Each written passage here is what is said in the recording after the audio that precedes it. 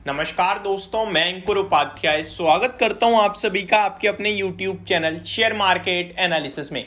यहां एक बार फिर आप सभी के साथ टाटा पावर को डिस्कस कर लूं। अच्छा, कुछ लोग कमेंट क्या कर रहे हैं कि टाटा पावर पे भाई इतनी वीडियो क्यों बनाते हो? टाटा पावर आपने पर्सनली खुद ले रखा है, टाटा पावर को छोड़ दो, ये कहीं नहीं जाने वाला। अब ये कहीं नहीं जाने वाला कमेंट नहीं आता है क्योंकि उन्हें दिख रहा है कि कहीं चला गया है।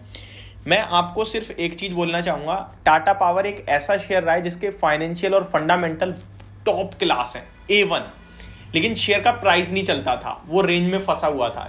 इसलिए मैं टाइम टू टाइम वीडियो बनाता रहा, हर गिरावट में आपसे कहता रहा होल्ड कीजिए, बाय कीजिए, होल्ड कीजिए, बाय कीजिए।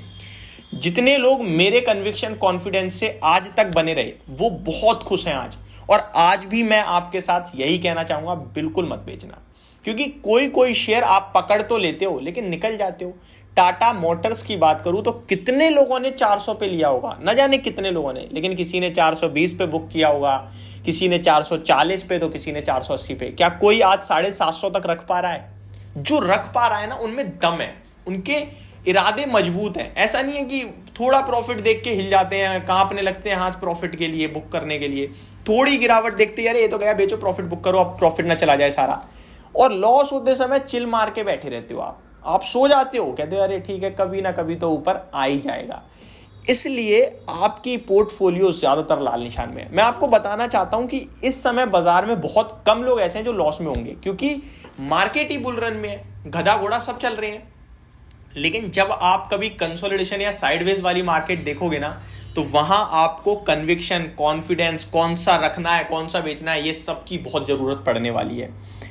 अभी इतना तगड़ा बाजार है अपना भारतीय बाजार, इतनी तगड़ी इकोनॉमी है कि शायद आपको इतनी जल्दी ये सब चीजों की जरूरत ना पड़े, बट फिर भी आप अपने आप को प्रिपेयर जरूर करके रखिए। अब मैं आपके साथ टाटा पावर की बात करूं तो ये बेचना नहीं है, कसम खा लो, अभी भी नहीं बेचना है। हाँ, 338 से 325 हो जाए, 315 हो जाए, वो बात अलग है। अगर आपको यार भाई तुम्हारे चक्कर में नहीं बेच पाया, 338 पे बुक कर लेता, सही रहता। तो मैं आपको बताना चाहता हूं, ये स्टॉक 380 और मे भी 400 रुपए चला जाए तो कोई बड़ी बात नहीं है, ठीक है जी। कितने समय में? अब समय मैं आपको तो बता दूंगा, लेकिन उसमें वो सच है ये कौन कहेगा? कोई नहीं है कहने वाला, क्योंकि वो सच होगा ही नहीं। किसी को नहीं पता यार कब कौन सी। अगर मेरे को पता होता कि एक महीने में ये चीज चली जाएगी या फिर परसों जाएगी या तरसों, तो मैं तभी लगाऊंगा पैसा। मेरे को पता होता है कि अभी ये 285 सीधे 320 होने वाला है, तो मेरे पे पैसे की कमी तो है नहीं, मैं भी दबा के खरीद लेता, आपसे कह देता, अपनी फैमिली मेंबर में कह देता। किसी को नहीं पता कि शेयर कब चलेगा। अगर मेरे को पता होता कि कब चलेगा तो फिर मेरे से अमीर तो कोई है ही ना इस संसार में। शेयर बाजार में कितना बड़ा पैसा है, आपको भी पता है, मुझे भी पता है। शेयर मार्केट में मेरे को किसी स्टॉक की केवल 10 मिनट की मूवमेंट अगर पता हो जाए तो मेरे पे अनाप शनाप पैसा हो जाएगा। इतना पैसा कमा लूंगा मैं सिर्फ 10 मिनट में।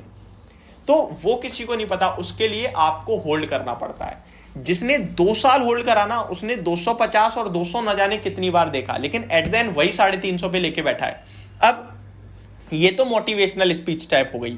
अब मैं 380 तक जाने की क्यों कह रहा हूं और आपको क्यों होल्ड के लिए बोल रहा हूं, और अगर कोई फ्रेश लेना चाहता है तो उसके लिए क्या ये भाव सही है लेने के लिए? तो अब सुनिए आगे की रणनीति। मैं पहले बात कर लेता हूं जिन पे है उनसे कहना चाहता हूं, ये 320-25 तक की डिप दे सकता है, वो आप सभी को झेलनी पड़ेगी। लेकिन मोमेंटम, बाइंग, वॉल्यूम्स, कंपनी की अनाउंसमेंट, कंपनी के टाई अप्स, ये सजेस्ट कर रहे हैं।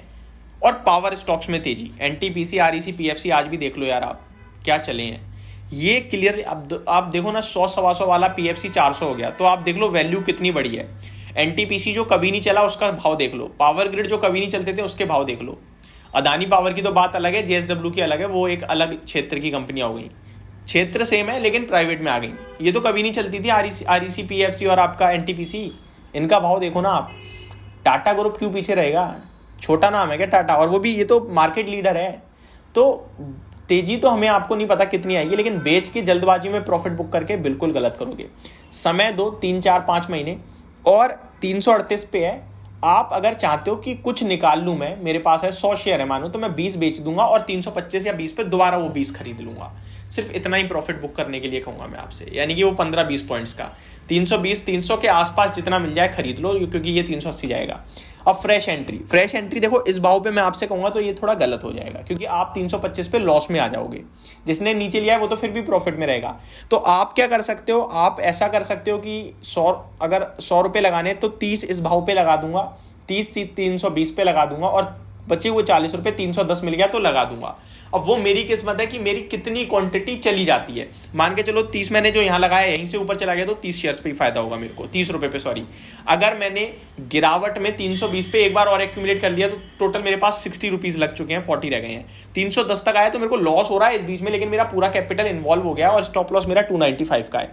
इस बीच में ऑन एन एवरेज आपका 10% का स्टॉप लॉस बन रहा है अगर आप एवरेज ले लोगे तो पूरे 100 रुपए पे।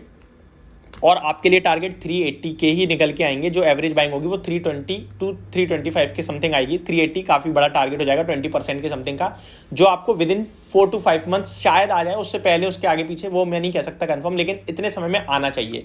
मे बी पहले भी आ जाए तो कोई बड़ी बात नहीं है, क्योंकि मोमेंटम में है और बाइंग बहुत स्ट्रॉन्ग चल रही है और पूरी स्क्रीन पे तेजी आई है, तो कोई गैप छोड़ के नहीं आया। तो ये मेरी तरफ से आपके लिए पूरी प्रॉपर वीडियो। और टाटा पावर पे बेचना अभी भी बिल्कुल लाजमी लगता ही नहीं है। होप आपको ये सारी जानकारी पसंद आई होगी। Thank you so much for watching this video. Have a great day guys.